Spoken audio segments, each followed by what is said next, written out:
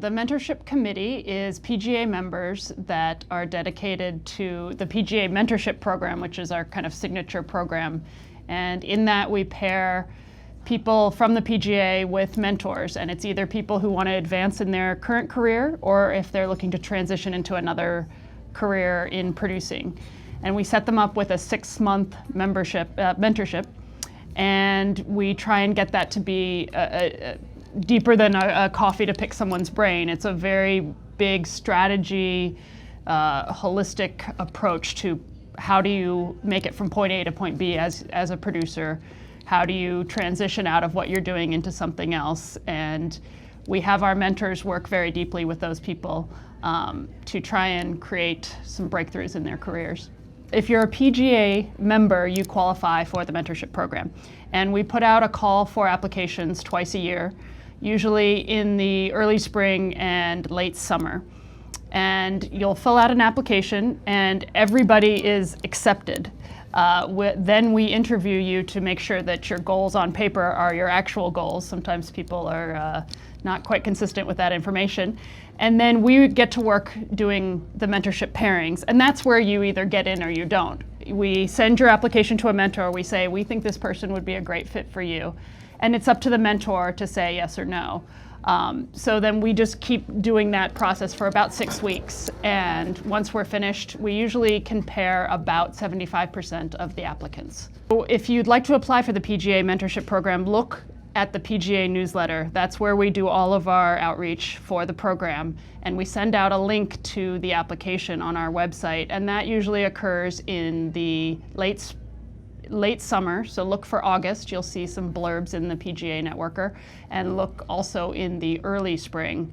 And sometimes we'll send out a dedicated email to the membership, but mostly we just work through the networking email. So you really have to pay attention. I've gotten a lot of people say, I didn't see it in the email, in the Networker. I'm like, it's been in there for 5 weeks running, and so we just try and use all our communications through there. Success stories are usually people who come up to me and say, I still talk to my mentor 2 years later.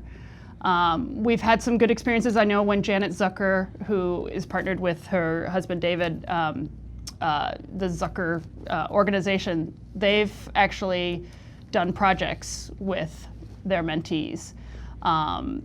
So that's one big success story. It doesn't always have to lead into them collaborating, but it's nice when it does. And we have a lot of people who keep in very close touch with their mentors over many years. And that's where we find the successes. This is the 25th cycle of the program. So it's been going for, do the math for me, 13 years. And there's some people who have had the relationships for that long, and that's really the testament to us for success. For mentors, the committee's looking for people who are engaged, who are working in their field very robustly, and who have a genuine interest in where other people are in their careers as well, and how to kind of give them some guidance to get them from one place to another. Sometimes it's actually not people who are high profile because they just don't have the time.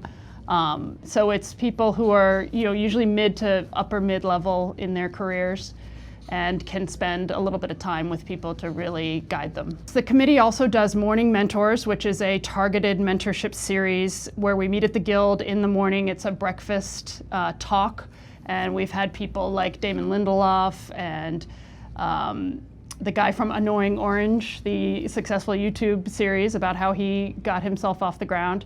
And it's a real it's a specific genre or platform. And it's only 12 people, so you can really get some good group experience with that person.